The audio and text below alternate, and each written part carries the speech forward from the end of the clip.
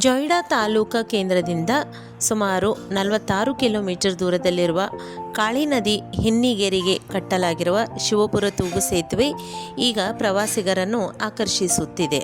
ಉಳುವಿ ಕ್ಷೇತ್ರಕ್ಕೆ ಭೇಟಿ ನೀಡುವವರು ಇಲ್ಲಿಗೆ ಹೋಗುವುದು ಸುಲಭವಾಗಿದೆ. ಉಳುವಿಯಿಂದ ಸುಮಾರು 10 ಕಿಲೋಮೀಟರ್ ಅಂತರದಲ್ಲಿರುವ ತೂಗು ಸೇತುವೆ ಇದಾಗಿದೆ.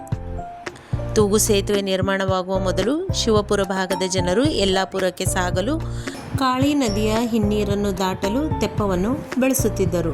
ಇಲ್ಲಿನ ಜನರ ಸಮಸ್ಯೆ ಅರಿತು ನಿರ್ಮಿಸಿರುವ ಈ ತೂಗು ಸೇತುವೆಯಿಂದ ಉಳುವಿ ಭಾಗದಿಂದ ಯಲ್ಲಾಪುರಕ್ಕೆ ಸಂಪರ್ಕ ಕಲ್ಪಿಸಲು ಸುಲಭವಾಗಿದೆ.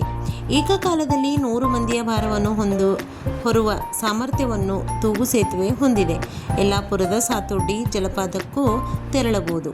ಇಲ್ಲಿಗೆ ಭೇಟಿ ನೀಡುವವರು ಸಮೀಪದ ಸಿಂತೇರಿ ರಾಕ್ಸ್, ಆಕಳಗವಿ ಗುಹೆ, ಅಣಶಿ ನೇಚರ್ ಕ್ಯಾಂಪ್, ಉಳುವಿ ಚನ್ನಬಸವೇಶ್ವರ ದೇವಸ್ಥಾನಕ್ಕೆ ಭೇಟಿ ನೀಡಬಹುದು.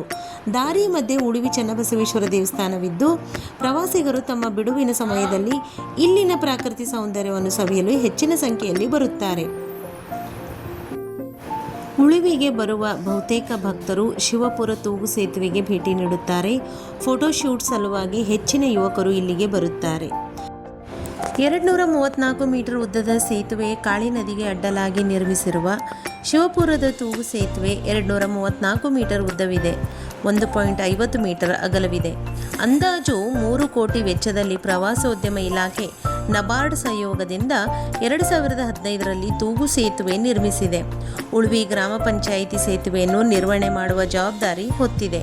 ಕಳೆದ ವರ್ಷ ಸುಮಾರು 15 ಲಕ್ಷ ವೆಚ್ಚ ಮಾಡಿ ತೂಗು ಸೇತುವೆಯ ನವೀಕರಣ ಕೆಲಸ ನಡೆದಿತ್ತು. ಇದು ಆಗಿತ್ತು ತೂಗು ಸೇತುವೆಯ ಮಾಹಿತಿ.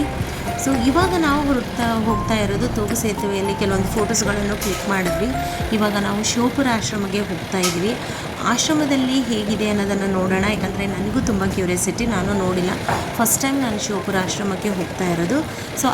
ಇಲ್ಲಿ ತೆಗೆದಿರುವಂಥ ಅಂದರೆ ತೂಗು ಸೇತುವೆಯಲ್ಲಿ ನಾವೇನು ಫೋಟೋಸ್ ಕ್ಲಿಕ್ ಮಾಡಿದ್ದೀವೋ ಆ ಫೋಟೋಗಳನ್ನು ಸಹ ನಾನು ಅಪ್ಲೋಡ್ ಮಾಡಿದ್ದೀನಿ. ಈ ಫೋಟೋಗಳು ನೀವು ನೋಡ್ತೀರಾ ಅಂತ ಅಂದ್ಕೊಂಡಿದ್ದೀನಿ.